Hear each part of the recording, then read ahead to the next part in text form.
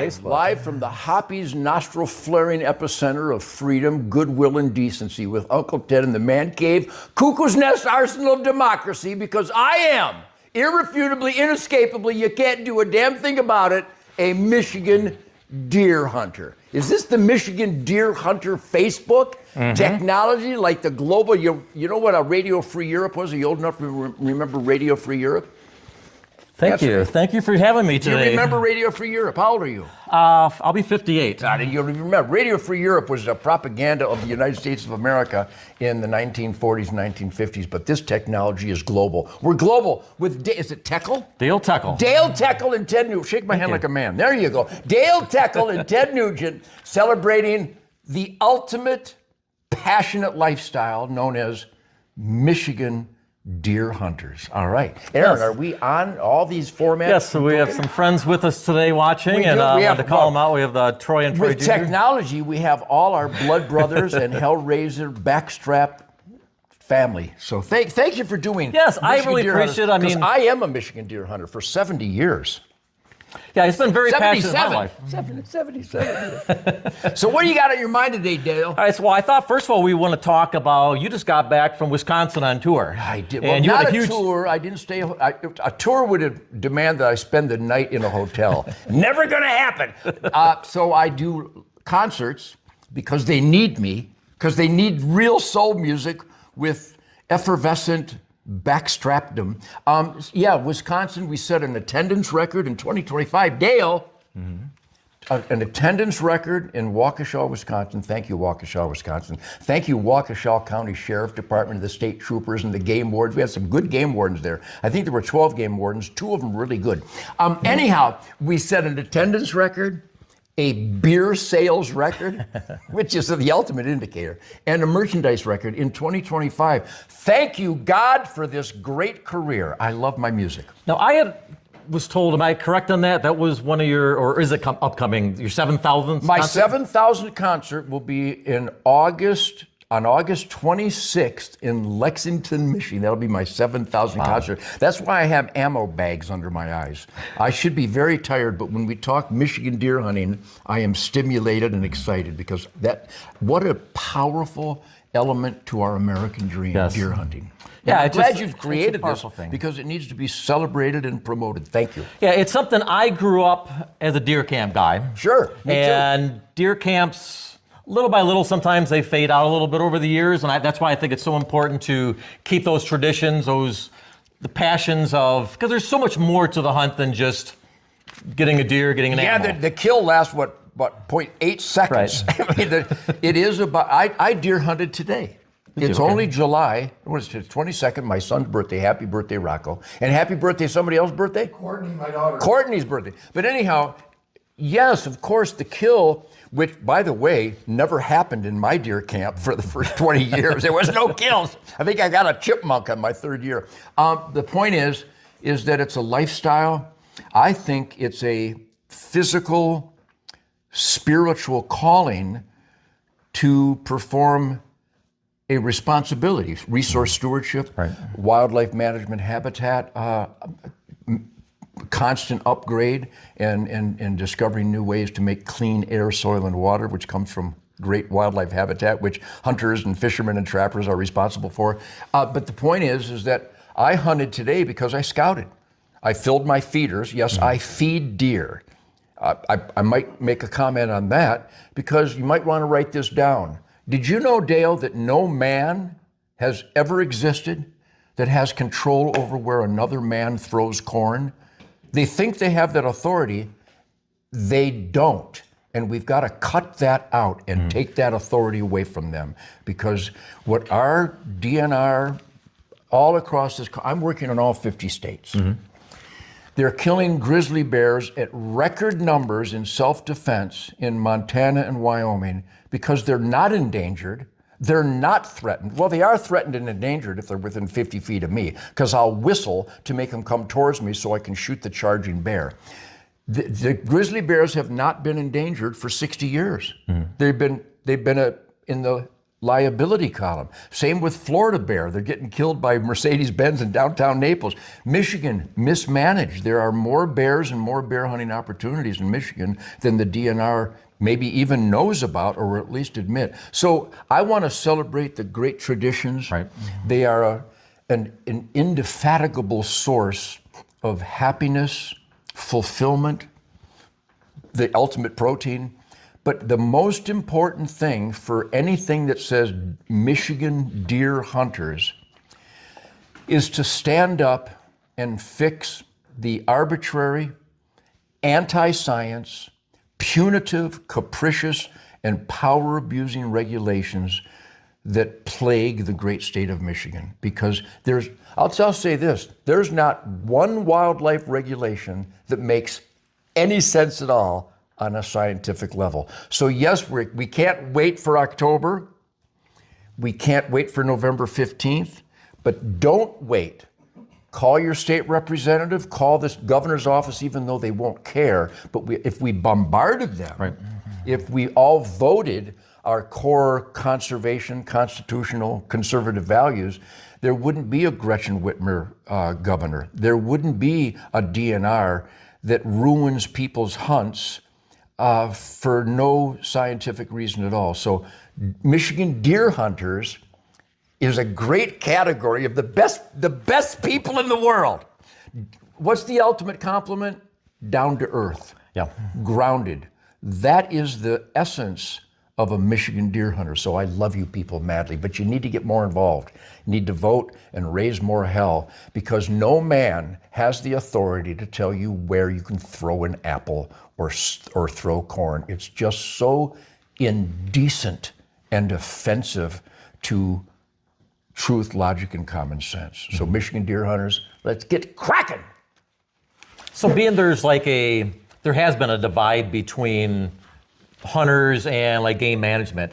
How do we kind of come more together? How do we reduce that gap where there is more communication between both the agencies and the hunters themselves? Well, when you say more communication, I don't think there's any. I love Amy Trotter. I love the dedicated sporters and conservationists, hunters, fishermen, trappers in the Michigan United Conservation Clubs. I'm a life member of Michigan United Conservation Clubs. But how in God's name can an organization that claims to be Michigan United Conservation Clubs not represent the vast majority of the Michigan deer hunting families by supporting the legalization of bait? Bait, the science is in. It's not a guitar player's hunch. I don't have any presumptions or opinions about whether bait can facilitate the transmission of disease. It cannot.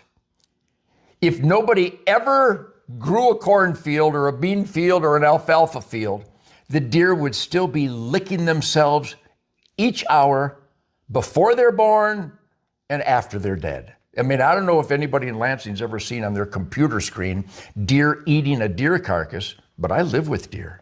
Have you ever seen it? I haven't, no. Well, I've seen it because I live with deer. I've been with deer all day today. There's so many fawns, it's unbelievable. Communication. We have a group called Hunter Nation. We have great conservation organization, Ducks Unlimited, Delta Waterfowl, the turkey, the elk, Pheasants Forever, Whitetails Unlimited, Quail Unlimited, Trout Society, the Rough Grouse Society. We've got the Habitat Army involved, and they're doing great work.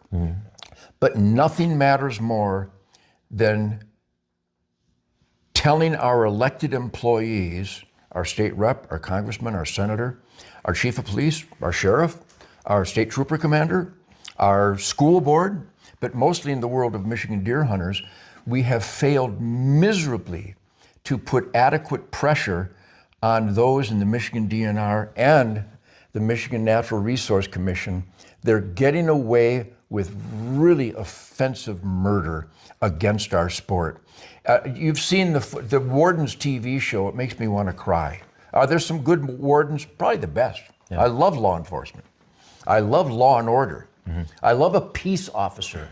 But if we watch the Warden's TV show and watch these game wardens ruin an old man's opening day of deer season because someone said he had a salt lick on his farm.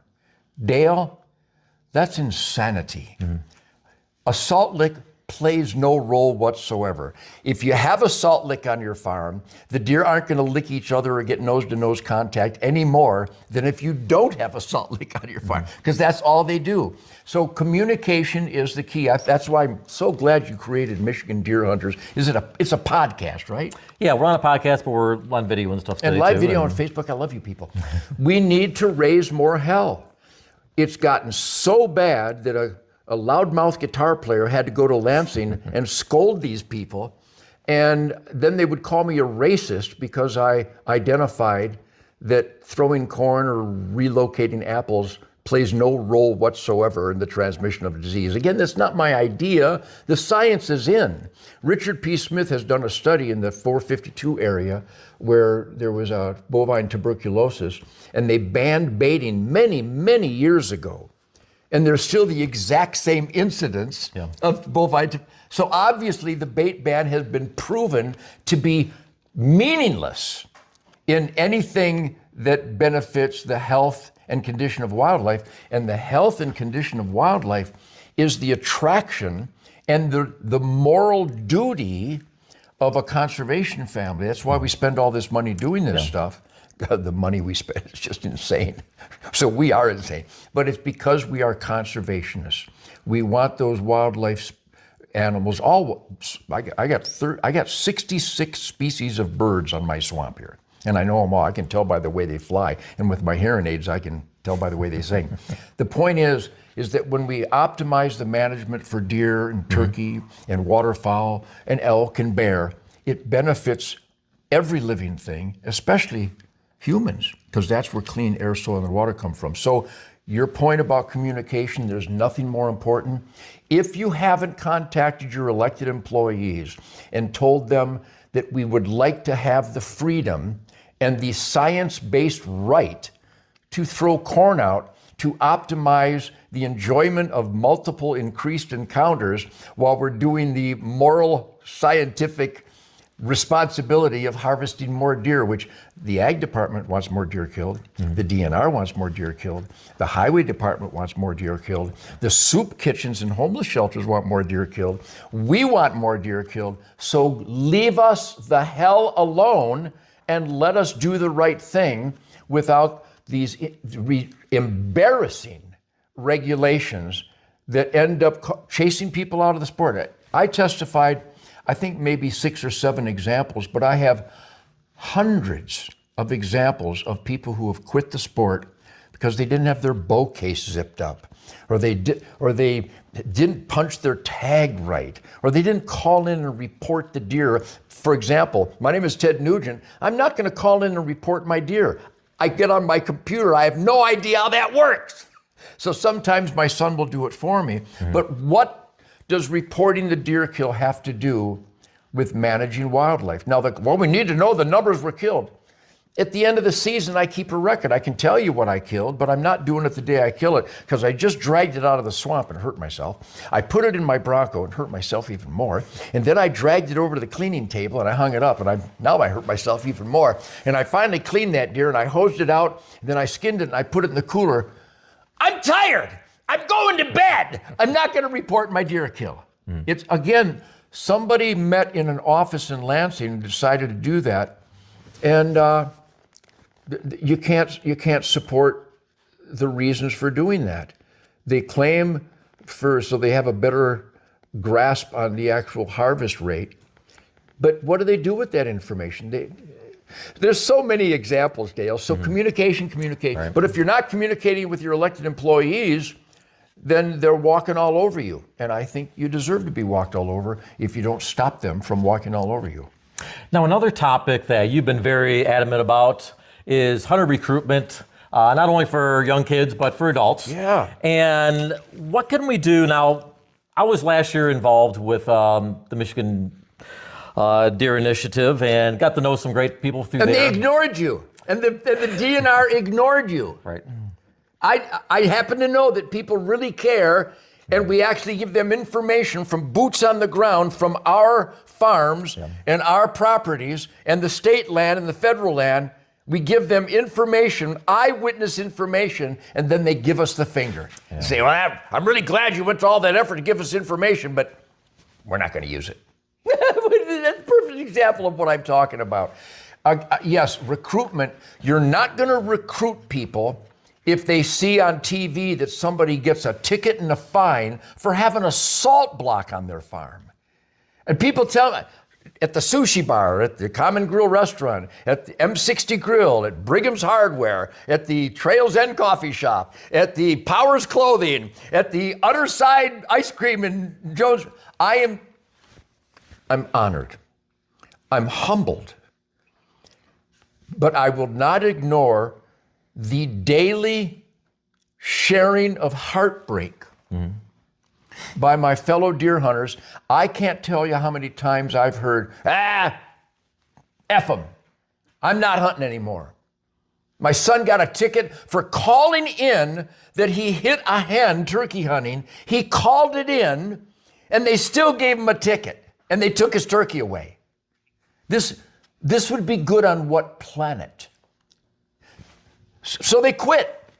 Now, some of them aren't quitting hunting, but they're quitting buying licenses because they feel the people in charge are against them, and they come up with these arbitrary nonsense, illegal regulations because the law says, Kurt Gibson and I fought hard with great families in the state to pass Proposition G, which says clearly that all wildlife regulations have to be based on sound science. What is the sound science of calling the #1 game bird in the world a songbird? That's a lie. The mourning dove is the #1 game bird in the world. In Michigan, we voted that it's a song. You can vote that a pheasant's a songbird, but you can't let people at the Hash Bash or in Wyandotte or in downtown Detroit vote what a bird is. The mourning dove, there are more mourning doves born and produced in Michigan every year than all the quail, woodcock, pheasant, grouse combined. In fact, there are no quail in Michigan. I haven't seen a quail since 1977. There used to be a lot of them around here. So my point is that we get these illegal regulations. There's no science behind the bait ban. There's none. Some soulless punk in I wish I remember the guy's name. He used to be the head of the DNR. He's a bad man, really a bad man years ago. And MUCC, they go, whoa, have an experimental dove season. Wow, should we have an experimental walleye fishing? What do you mean experimental? No experimenting. You know that there's more family hours of recreation and more revenues generated dove hunting on September 1st across America than all other outdoor activities combined? I didn't know that. Well, yeah, well, now you do. Now you know that. It's an annual event because it's easy weather, September 1st. Tens of millions of families every September 1st, all across America, go dove hunting, but not Michigan. And we grow more doves in Michigan than a lot of those states do. So that's just one example. How about you want immorality? That's immoral, by the way. When you have the #1 game bird in the world at high numbers in your state and you don't open the season, that's immoral. When you're allowed to shoot sandhill cranes, a federal migratory game bird, universally known by people that aren't idiots as a ribeye in the sky, and up in Lansing went, well, they didn't know that. Jeez, then why are you in charge of making rules? Right. Federal migratory game bird, ribeye in the sky, they destroy tens of millions of dollars in agriculture every year, sandhill cranes do. The farmers are livid. They got to jump through all kinds of hoops to get a couple of tags when they should be able to shoot them on site, but you're not allowed to eat this magnificent ribeye in the sky. My name is Ted Nugent. I shoot sandhill cranes and I eat them because to not eat them would be immoral. The law is immoral. I don't obey immoral people. I'm a very passionate conservationists.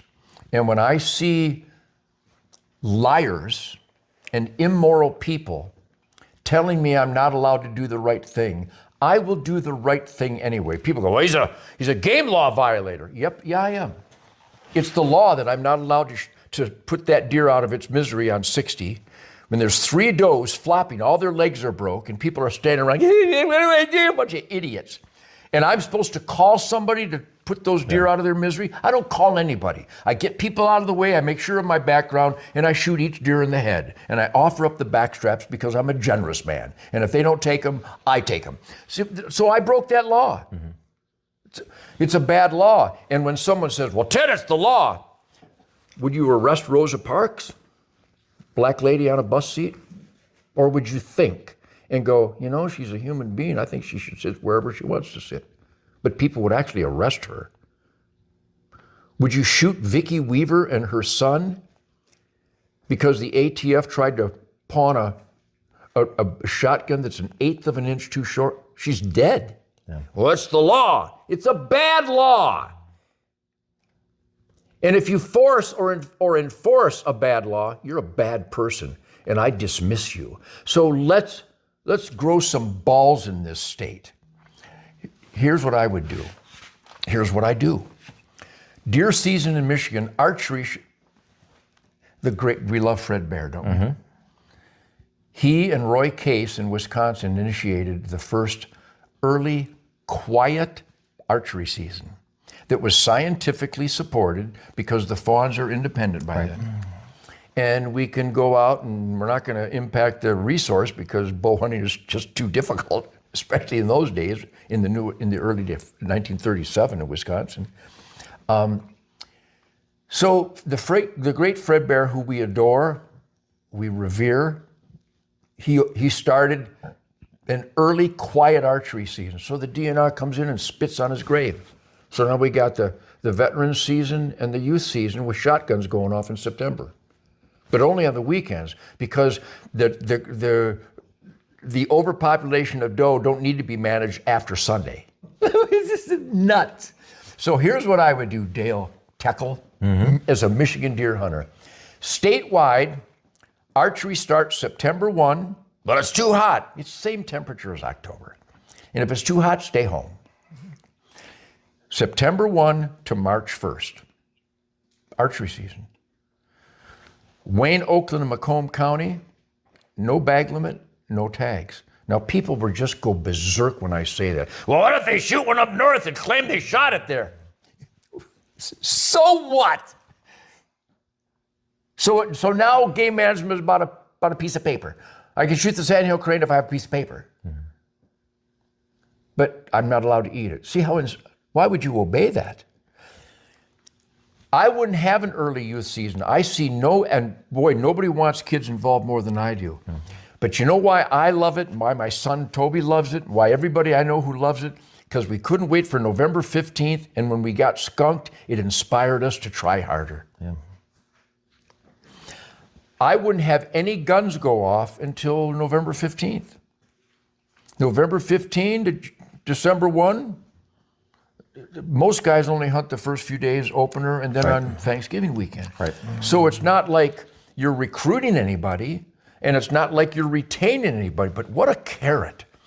Wow, I can buy a non-resident license or a resident license in Michigan, September 1 to March 1. Wow, that's a lot of opportunities. And we need to kill a lot of deer here. And even in Wayne, Oakland, Macomb County, I say no bag limit, including bucks. Mm-hmm. You think that family in the van is going to avoid a deer because it has antlers? They're just slaughtered on the highway. We went down to the Rouge River, and there was one stretch of the highway where we counted over 50 deer, a dead deer every 100 yards. Mm-hmm. Wouldn't they be better utilized to sell licenses,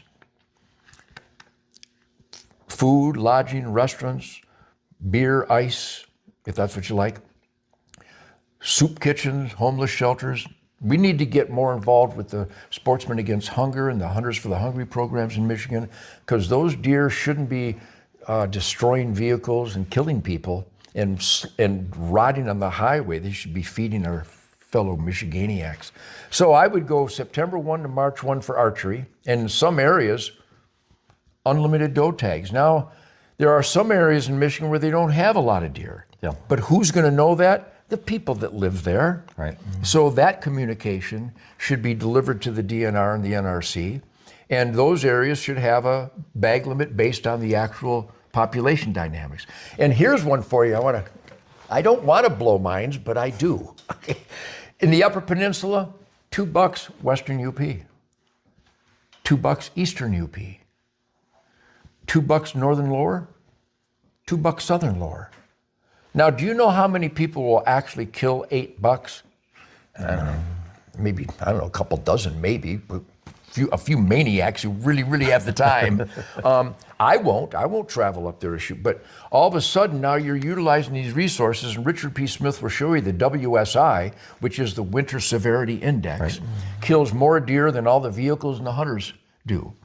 And then the wolves and the bears and the coyotes kill even more. So the attraction to get more hunters in the woods to kill, we need to kill the wolves. We need to increase the bear harvest. We need to kill coyotes year round at every opportunity. But if you kill a deer in the western end of the UP, what does that have to do with the deer in the eastern end? I say nothing.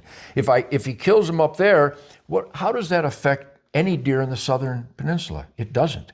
If somebody kills one up there in the Manistee National Forest, what does that have to do with a deer in Hillsdale?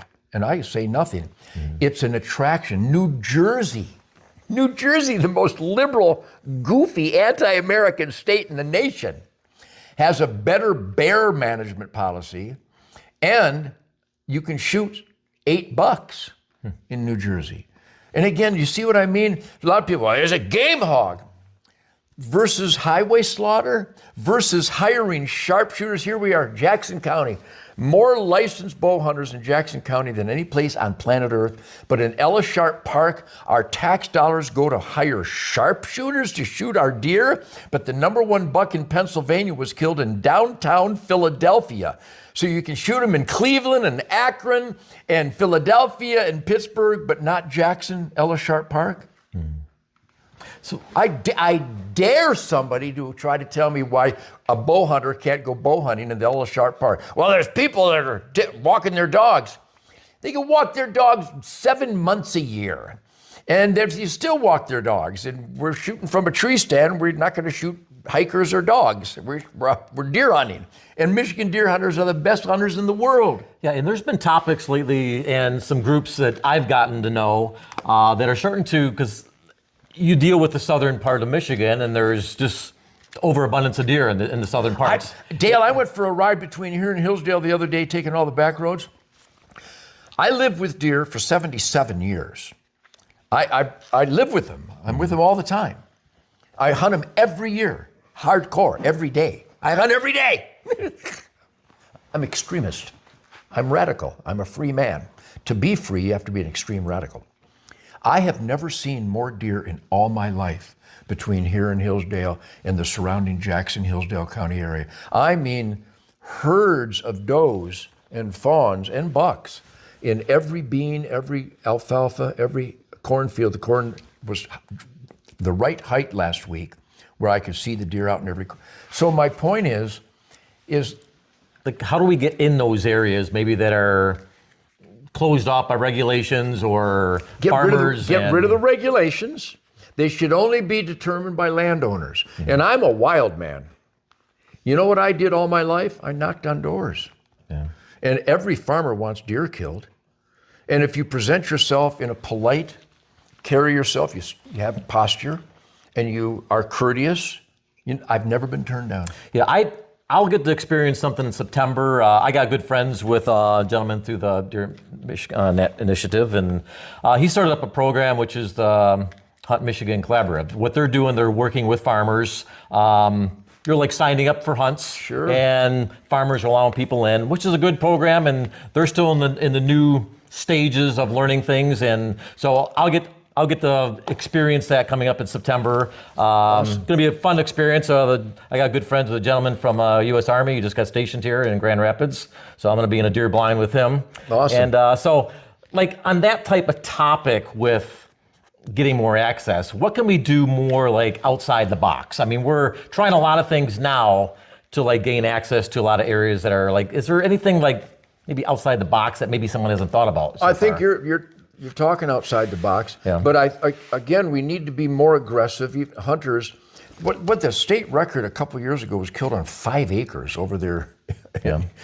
west of me here. So you don't need to be a big landowner. You need Right. to knock on doors and again, present yourself in a polite way, offer to do some work, maybe offer a stipend, certainly offer venison, but I don't know a farmer that doesn't want more deer and more sandhill cranes and more turkeys killed.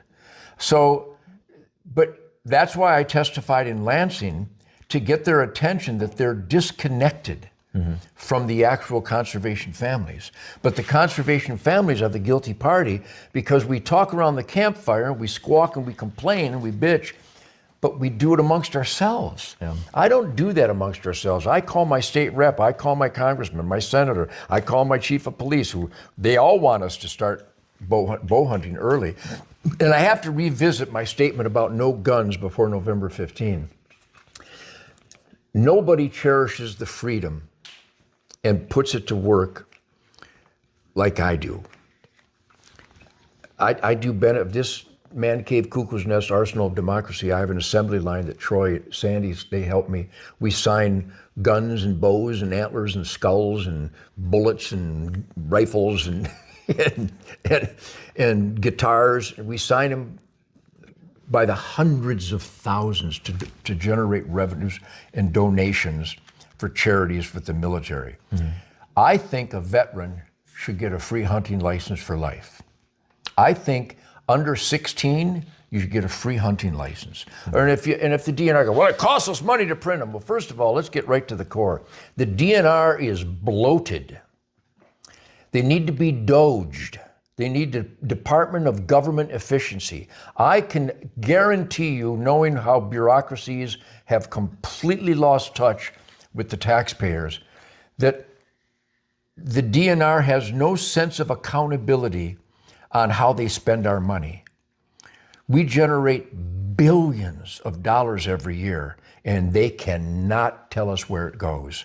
They'll try, but it doesn't come to the bottom line in an accountability. So you can give a lifetime license to a veteran. Just, you got the money, just give it to them. Just one time, a piece of paper. U.S. military veteran hunting license, lifetime. Or I'll print them out.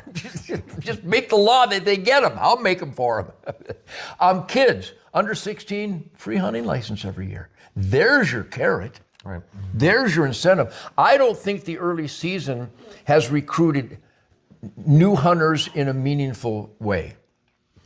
I think it's children of hunting families. Now, when they bring, I know some, I talked to some guys up at the MUCC, great hunters, and they reach out, which is so important, reach out to the neighbors who don't hunt. But again, you don't need an official program to make that happen. You just need hunters to be more aggressive and think and recruit people and tell the DNR to leave the old guy alone because he's got a pistol in his belt. Did you see that one? Where they took the guy's pistol away, charged him with a felony for keeping and bear arms. We lost sound even on this guy here, because my sound is really good. Anyhow, hunters need to be more proactive. I don't know what you've witnessed, but I have never in my life been thanked and contacted more after my testimony in Lansing, because everybody who knows truth, logic, and common sense, they supported every word that I testified. Only idiots would deny what I said. All right. What do you think, Aaron? We got it? I think we got her back, or? So, you know, I Technical could go on and on, but I think if you have a great voice for the conservation families of Michigan deer hunters, you need to raise hell. You need to contact your elected employees and get the NRC, call them and say, why did my grandpa get a ticket for having a salt block? Why did my grandpa get a ticket for not calling in his deer kill? Why did my grandpa get a ticket because he had a sugar beet out in front of his blind? What the hell does that have to do with anything? Yeah. So we need to get our regulations based on sound science, which is how I operate. All right, looks like we're back on with. All right, we're back. All right, we're back. All right. I'm always on. I'm never. So I wanted to ask you a question. So I would. We have the spirit of the wild, and you've We talked- certainly do. #1 hunting show for 35 years. I love you people. I love my wife, Shemaine, Queen of the Forest. Boy, talking about recruiting people. Yeah. Shemaine's Queen of the Forest segment, and she has a Real America Voice Faith and Freedom podcast. Shemaine delivers the same exact message as I do, but a little sweeter. She's a little more gently than I do. So the women, you had Michelle Bachman on. What a great ambassador for our sport. Tiffany Lakoski. There's so many gals out there that have shown that this is not a Bubba sport. It really is a family endeavor, recreation in its ultimate sense, recreating our spirit. But yeah, Spirit of the Wild, we're now on Pursuit Channel 8 times a week, and I thank everybody because it's different. We don't produce it, we don't edit it, we just turn on the record button and I go hunting. So you follow my page, and I know you comment quite a bit, and I appreciate that. Yeah, I don't know how it gets on there, but I do when I see it. I'm a Michigan deer hunter, so I want to talk to you guys. So I wanted to ask you, so myself, my page is very orientated against or around camaraderie, community, or All conservation. important, but not as important as fighting. Another thing that's very important is my faith, and I always bring that forward. You've talked about, you're God-fearing, Bible-thumping, Gibson guitar playing Yeah, man. I'm not a Bible thumper. My wife's the Bible thumper. But let me, I know where you're getting at. So when you're in the woods and you see just the creation and just the magical moment when you're out there, talk about that, Matt. For someone that's never experienced walking out on opening day and the emotions and that thrill going through your body. Well, that's why we call it the spirit of the wild. If you don't believe in God, you need to go into the woods before daylight and sit down, open your mind, open your heart, open your spirit. It's what we do. My favorite part of life is walking through my pucker brush tangled swamp here in southern Michigan an hour before the sun comes up, and I can't believe I haven't poked out my eyes and completely shredded my face because I go through these thickets. And if you sit down and watch God's miracle start up again for another day, there's no Big Bang Theory. And then you take it to an ultimate lesson. When you gut a deer, big bangs don't make lungs and livers. The spirit of what we do, Right. and I believe the vast majority of conservation families around the world, I've hunted with them in Scotland and all around Canada and Africa. It is the spirit of the wild. We are driven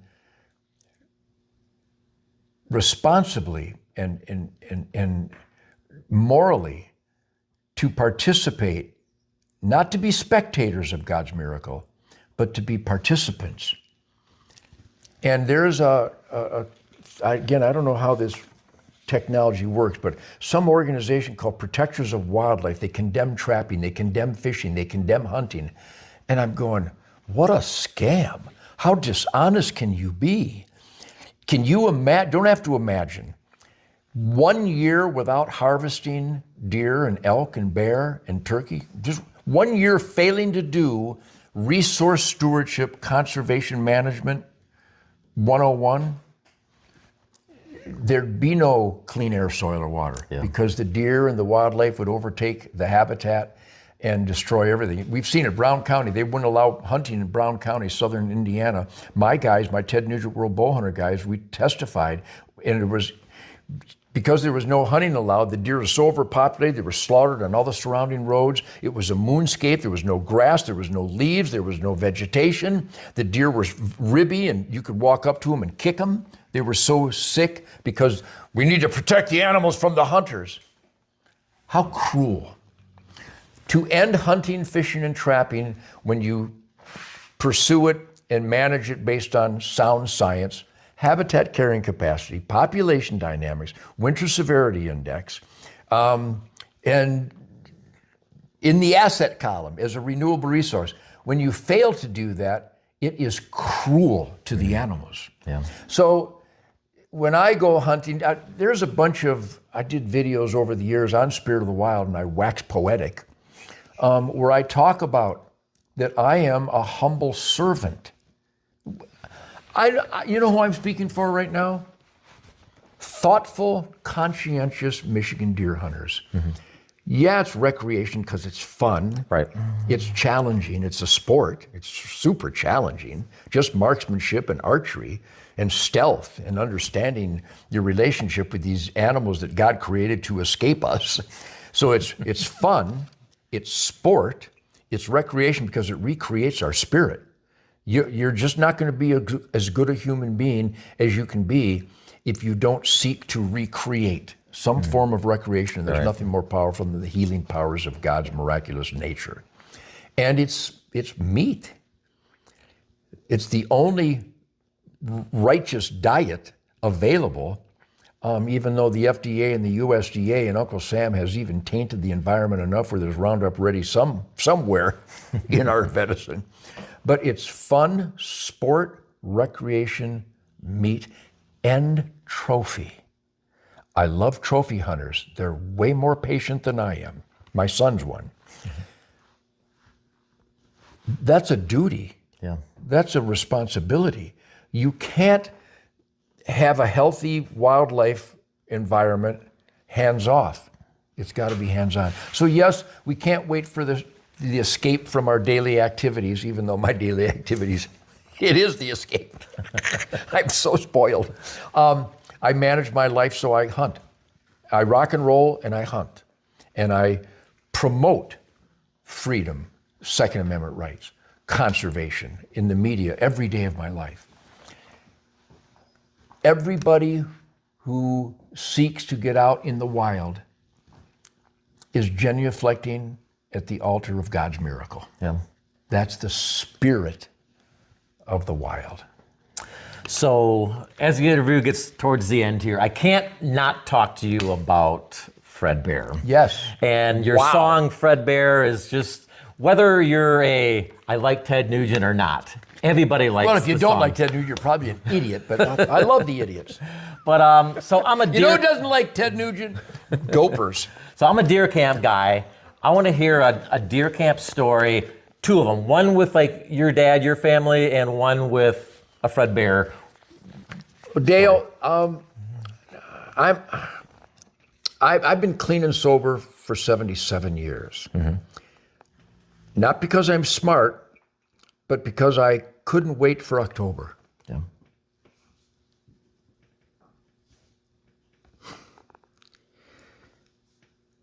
We would go north every October. As a little boy, I still got my bow from 1953. And we'd stop at a little shack in Grayling. I didn't know who Fred Bear was. I was just a kid. I wasn't even a kid yet. I was like a toddler. I toddled this morning. And I just wanted to play Chuck Berry music and shoot my bow and arrow on the Rouge River. Mm-hmm. I mean, from the time I could walk. I did a little softball. What do you call that? Baseball. Wiffle ball or? I don't know. It's a wiffle ball. Anyhow, right? I played a little bit of ball. I did a lot of hockey on the Rouge River. I think I had double runner skates. Because I'm talking as a child, right. 3, 4, 5 years old, I already had a bow and arrow. So we'd stop and I didn't know nothing. I was just a kid. But there's this tall, skinny, lanky man in his little shop that said Bear Archery over the front. And something about him, probably the fact that the walls were lined with arrows, which, by the way, were made by George Nichols at Jackson Archery, who I have George Nichols bows hanging up here. Founding father, George Nichols, Raleigh Harms, Bruce Gilpin, the original guy. They were hunting in the 40s, bow hunting. Well, every year we'd go out. I just couldn't wait to meet this Fred Bear guy. I still didn't know anything about him. I just knew I got practiced my guitar to play Chuck Berry licks and try to hit that chipmunk with my bow, which I did almost every time. God, I could shoot. It was awesome. And we go to Miller's Feed Store on Grand River, where they had all these beautiful Port Orford natural turkey shield cut arrows, and I might be able to buy one or two because I'd cut lawns and paint fences and sell night crawlers. And I just couldn't wait to go to this little shack in Grayling. And this guy named Fred Bear, he and my dad would talk eventually. We'd spend a little extra time there, and we'd go to the Grayling restaurant and have cherry pie and chocolate milk. And he was a funny guy. Yeah. Until I realized that this is my bow hunting Chuck Berry by the time I was 7 or 8, 9 years old. And I think I was more excited to stop at Fred's shop than to actually go bow hunting. I'd follow my dad through the woods with the MA3s and the original Bear Razorheads and the Bodkins and the Hillbreeze. All the older guys are going, I remember those. You're too young. Yeah. Does those ring any bells? No. The Bodkin, I got Bodkins. I got Hillbreeze. I got the MA3. I got the MA2. I got the Howard Hill brought in. So I was there. We're talking 1953, 1954. So by the time I was 8 or 9, I realized who this guy was, because now he's on the cover of True magazine with a polar bear and beat the hell out of my Songbird record. So he welcomed us. He was just a kind man. And then my dad was transferred to a Swedish steel company representative in Chicago in '65. And we moved there, so I missed 2 years of visiting Fred. But when I came back, I graduated in '67, and I went right to Grayling after I got settled with the Amboy Dukes. We're played every night. It's just awesome. I had figured out the Chuck Berry licks by then, and I was shooting my recurves pretty good. Yeah. I still have my original recurves. And so I'd go up there, and now it's not a little shack anymore. It's the Bear Archery Museum headquarters. I'm like, that's awesome. And so I met Fred, and I was starting to get long hair. I kind of looked like a hippie. And Fred remembered me, but you could tell he was a little offish, because that generation was a little off-put by anybody that played Little Richard music, which is my favorite. So I felt a little dissonance there, and I was a little let down. Yeah. But I was 19, and I would go to the Manistee National Forest and hunt on a day here and a day there.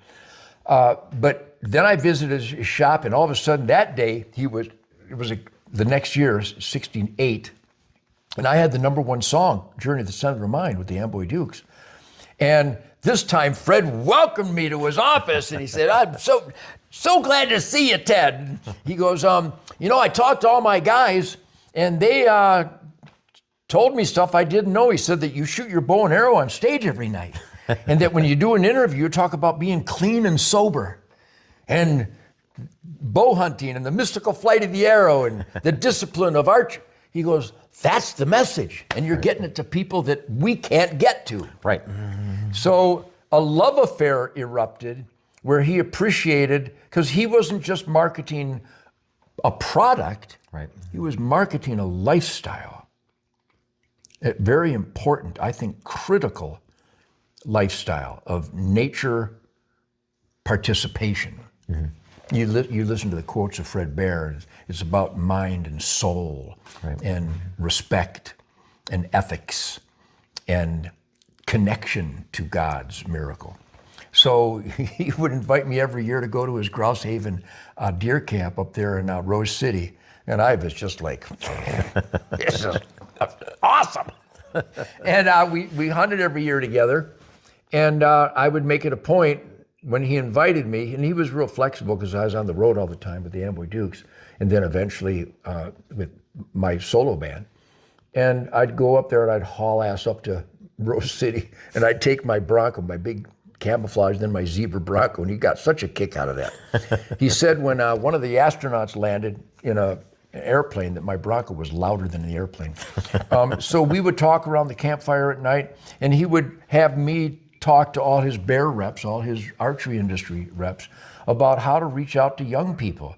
Because with all due respect to the industry,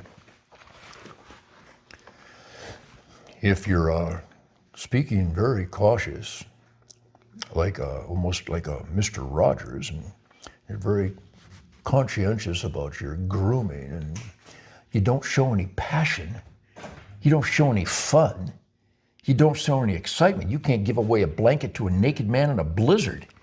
The industry is almost like intentionally constricted to the choir. Yeah. And so he saw that my rather flamboyant delivery, shooting flaming arrows into flaming skulls on stage, he thought that was awesome because that's the greatest archery demonstration you could ever get to kids. Yeah. Because I'm talking to people who had no idea who Fred Bear was. They had no idea what hunting was. Yeah. They had no idea what conservation meant. But I delivered a flamboyant, intense rock and roll energy, clean and sober conservation, cleanse the soul in the spirit of the wild. And there are people that hate me because of that. Those are really stupid people. Well, he offended us when he said whack 'em and stack 'em. Well, you know, if you get 12 bluegills, that's a stack. You got a problem with that? How stupid can some of our guys be? Meanwhile, that Ted Nugent, he gives us a bad reputation. Meanwhile, they got a turd in their lip. They're substance abusers, but they have a problem with me shooting 2 deer. We have the greatest people in the world in our sport. Yes, we do. And the dumbest sons of bitches that have ever slithered from a rock. Those are the people that don't like me. I couldn't be more proud. Those are Obama fans. That would be the Hillary Clinton fan club that don't like Ted Nugent. I promise you. And right now they're squirming. They're more angry right now because I identified them and they are guilty. You know who loves me? Good people. Fred Bear. Mm-hmm. He invited me every year. In 1987, I don't even want to talk about it. I'll cry like a baby. He thanked me for promoting the sport. Mm-hmm. And he said, don't you listen to these naysayers. He goes, you're the ultimate promoter of bow hunting to people who would never get it. Yeah. You're doing it different than I do, you think? Because I'm having fun. I exude fun. If you don't promote fun, you're not going to get anybody to want to do it. So then he died that next April, and I sat down right outside of Sunrise Acres with an acoustic guitar, and I just cried my eyes out and unleashed this love song for Fred Bear, which has become what a monster. what a wonderful piece of music that represents the spirit of Michigan deer hunters and Pennsylvania deer hunters and Wisconsin American deer hunters. And everywhere I go, we play that song, and it has a life of its own. Yeah, it does. Magic. I believe that 99% of Michigan deer hunters have that song on before the sun comes up on November 15th. I agree with that. I get, and I can't thank you enough. It's your song. It's a song not just about Fred. It's about your dad and your uncle and your mom and your grandma and your grandpa and your brother and your cousin and whoever's not at deer camp this year. That's who that song's about, isn't it? Yeah. This coming Thursday, we one of our original deer camp members that passed away in of May, and we're doing a memorial on Thursday, and we're gonna. And I'm sure we're gonna head out the deer after the memorial. We're gonna head back to the deer camp and have a few drinks and just reminisce and tell some deer stories. Play the Fred Bear song. Yeah. Exactly, that'll definitely be played, and so we're. It's a powerful musical connection to what we revere as, it's God, family, country, freedom. What is deer hunting? saying thank you to God. Right. Country, America, the king doesn't own the deer. We do.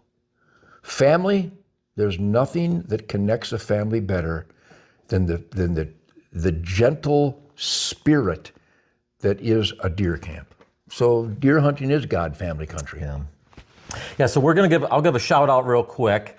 This is where I got to know you a lot better. Every March we have the Fred Bear Day. Yeah, and special. We got to get you out there one of these years. I'd love to do So that. I'll be out there again next year with friend Sandy's and Fred Bear Day, I love you. Yes. Everybody, John Wedrowski and Shannon and Tom and everybody that helps out. Just great Troy people. Sandy and Troy Sandy Jr. and Jim Knapp and everybody who celebrates this incredibly uplifting spirit lifestyle in the great outdoors. Yeah, we got to get everybody up there. So if you're watching and you're going to be free next March, got to head up first weekend in March. I want to come up with one of my Broncos. I hope there's a snowstorm because I miss Michigan blizzards. I'm going to fire up one of my Broncos and I got to get there for March 5th. Fred Bear and Calvin Ross's birthday. Calvin Ross, March 5th, and Fred Bear. Awesome. All right, so we'll end this. I got a this or that, just kind of a fun couple questions for you. Sure. And just a little response. Sammy Hager. So He does the same thing on his podcast. Oh, did he? Okay. So we'll do a since you're in tour or since you're in concert right now. So from 1975 comparing to 2025, which one ranks higher? Well, And that's probably a hard question. but no, it's not at all. You know what my favorite year is? 2026. I cherish my Vapor Trail American Dream, and we have a new thing called the Nuge Vault.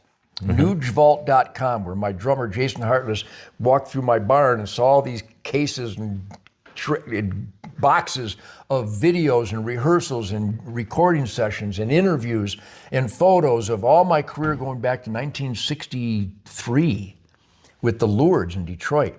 So I cherish those memories, and as he's bringing them forward to me, I go, oh man, I remember that. Oh yeah, that was at the Crow's Nest East in 1968. We opened up for the MC5. So I remember all that stuff and I cherish it, but I had the greatest concert of my life on July 18th in Waukesha, Wisconsin. And you know what's going to be the greatest concert of my life? Lexington, Michigan on August 25th. And then it'll be eclipsed by the Lexington, Michigan on the 26th. Then my greatest concert ever will be on Saginaw on August 27th. Then my greatest concert of my life will be in Ludington on August 28th and 29th. And then in Paw Paw, Michigan on August 30th. That'll be my greatest concert ever. And then at Detroit, Freedom Hill on August 31st. That'll be my greatest concert. Just keep getting better. It really does because I pay attention. And like my hunting, I could tell you every deer I kill. I have a button buck mounted on my cabin wall and a yearling doe, my first bow kill and my first gun kill. So I don't want to hear what it's got to have 3 points aside. Well, who are you? So you're going to determine what is my trophy? I don't think so. I have a button buck mounted on my cabin wall. I remember the wind direction. I remember I got my Remington Corlock 308 190 grade ammo from Luke's Corner on Free Soil Road at Big Bear Lake for $5.95, and I wore my dad's Woolrich black and red outfit with my Herman Survivors, a little before your time, but all the old guys go, yeah, I had a pair of Herman Survivors. I can tell you everything. The wind direction, hunting behind Shorty Jensen's farm in the Manistee National Forest as the sun came up back on that day, November 15th, 1968. It's like, pow. Yeah. I tried to go, 1, 2, 1, 2, 3. There was a shot every 3 seconds. It was awesome. Yeah. So I remember all that and I cherish it. But I can't wait. I'm going to go hunting at Sunrise Acres tonight for pigs. We went last night. I think I've been skunked 7 nights in a row because it's not a canned hunt. The little boy says he doesn't like green beans. He's never tried them. Shut up and eat the beans. If you've never hunted at Sunrise Acres, don't try to tell me what it's a canned hunt or fish in a barrel. If that's fish in a barrel, I need a smaller barrel and more fish because I get skunked more often at Sunrise Acres than I do on my open 1,600 acre. I have 1,600 acre swamp. Anyhow, so I'm going to have the greatest hunt of my life tonight. And I did last night with Shemaine. We didn't kill anything. Yeah. But I was with my wife in a blind. It was awesome. And we saw a piebald doe, and we saw a 1.5-year-old, about a 120-inch 8-point velvet off in the distance, but no hogs came in. Fish in a barrel, my ass. See, people in our sports, and it's a lunatic fringe. Well, he shoots canned pet deer. What a weasel. What kind of weasel would say that? What kind of judgmental, small-minded weasel would claim he knows what this hunt is that he's never been on? You want the easiest deer in the world to kill? South Texas. I think they're stoned because they don't shoot them till they're 6, 7, 8 years old, so they've never been harassed. These deer, if you shake a can with corn in it, you have to self-defense. You have to protect yourself from them. So there's all different levels of challenge. And who can make the decision of how much challenge they want? An individual. Yeah. When I hunt my high fence ranch, it's 100% fair chase, free range, right time, right place, scouting, wind direction, stealth, aim small, miss small. I hunt the Manistee National Forest, and I have to do the same thing at Sunrise Acres or wherever I hunt that I would do on the Manistee National Forest. I gotta scout, gotta use the wind, gotta approach my stand in a sneaky, stealthy way so I don't disturb where the deer might be. I gotta secure myself in that stand. I gotta make sure that I don't have any obstruction. I gotta make sure I have a clean path to the anticipated arrival, and I gotta move slow and tune in. Where don't those rules apply? I've never seen them. I've never seen a place like that. So I live this stuff. I cherish this stuff, which is why I go back to our beginning. That's why I fight for regulations that are based on sound science to encourage participation, retention, and recruitment. And with bad regulations, you're not going to get retention, you're not going to get participation, and you're not going to get recruitment. So DNR, think, man. Let's think. I have a meeting with the DNR director and the NRC director because I raised enough hell in Lansing to get their attention that they cannot refute any of my testimony. Mm-hmm. My testimony is evidence, drenched truth, logic, and common sense that they have to address and they have to fix their failures. And that's what I'm going to demand and force upon them. Because they work for me. And the people go, I don't even live in Michigan. I'm a Michiganiac. I was born and raised here. America is my home, and I'm fighting bureaucrats in all 50 states because there's not one state in the nation that has proper science-based wildlife regulations, period. And people are pissed off. And when I'm pissed off, I go after things and fix them. Well, I wanted to thank you today for talking some topics, and I'm going to be seeing you coming up. I'll be at the Sterling Heights Freedom Hill concert. Oh boy, so will I. There. And I also maybe you'll sing Fred Bear with me, right? Definitely. Maybe you can give me a little tip here real quick. I won one of your the pork slam for coming up. Oh boy, here in September. coming up in September. So I'm much gonna be there. fun. Delicious so any pork. tip on? I've never been pig hunting before. Well, you're gonna bow hunt or gun hunt? I'll probably gun. Yeah, what kind of gun? I got a 450. Yeah, it can't go wrong. Just aim small, miss small. Some of these pigs are like, they're such pigs. If there's a boar, which by the way, a boar is a male pig. We never had any feral Russian boar. The DNR sued me for my feral Russian boar, which never existed. I have as many feral Russian boar on my property as I have pterodactyls and T-Rexes. Feral is domestic livestock that has escaped. My pigs are on the property. They're not feral. That's why I won the lawsuit. And Russian boar, there's no such species. It's not a species. A Russian boar is only a male pig that lives in Russia. You see, people are so stupid. The undercover guys come in and went, can I get a Russian boar? And my manager, Paul, said, well, yeah, if you went to Russia, you could get one. And, well, aren't these Russian boars? And they go, well, there's no such thing as a Russian boar, except a male pig that lives in Russia. How? These are people in charge of our policy, and they're that stupid and dishonest, and I kicked their ass But we're not done with you because you wasted lots of my money fighting your lies. I'm coming to get you. You're bad people.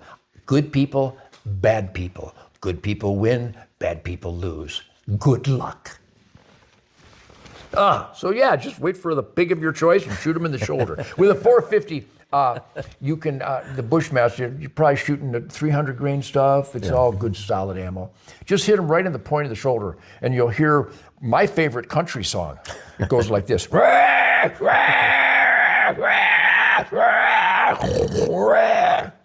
Beautiful melody. I think it's the new Brooks and Dunn single. And then we head off to the barbecue, right? Oh, by the way, your taste buds have no idea. The pigs, they're wild pigs on Sunrise Acres. I've hunted pigs in Hawaii, California, Alabama, Louisiana, Georgia, South Carolina, Florida, Texas. They're wild pigs. They're not Russian boar, and they're not feral. Maybe some of them around the country are feral because they have escaped. Mine haven't escaped. But they're so delicious. Oh my God, that white fat on a free-ranging pig, it's candy. In fact, I'll give you some to take with you today because I love you and I'm such a sweetheart. But the pork that we have on Sunrise Acres, people literally get emotional. They go, "This is the best pork I've ever eaten in my life. I can't believe how..." Because the stuff at the store is bad for you. The FDA and the USDA has made sure that it's, and the Michigan pork producers, that it's bad for you because it's filled with chemicals and growth hormones and antibiotics.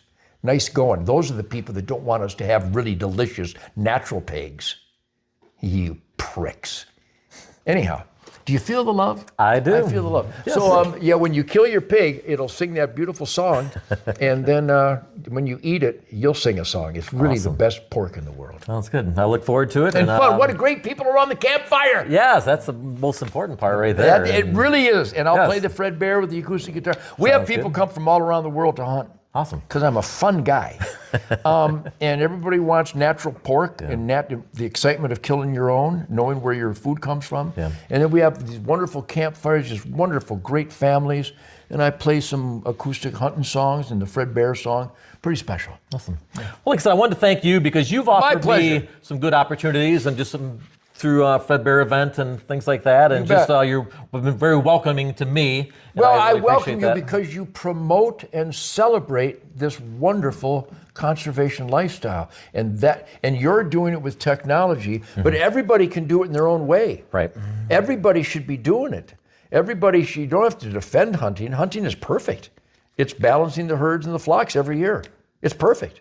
You don't want to mess with perfect, but you do want to promote it and celebrate it because there are animal rights liars, and there are anti-hunting scam liars, and there's the organizations that hate nature, and they hate those of us that make nature healthy. So celebrate it and promote it. Become a member of hunternation.org. You should become a member of Michigan United Conservation Clubs and tell them that we, the hunting families of Michigan, we want to legalize bait. We want to eat sandhill cranes, and we want to have a dove season. And we need to increase the bear harvest so that they're in the asset column instead of the liability column. Record numbers of bear nuisance complaints up north, and they won't increase the harvest or the opportunities. There should be a spring bear season in Michigan. There should be a fall bear season. You should be able to buy a bow license over the counter till we reduce the nuisance complaints.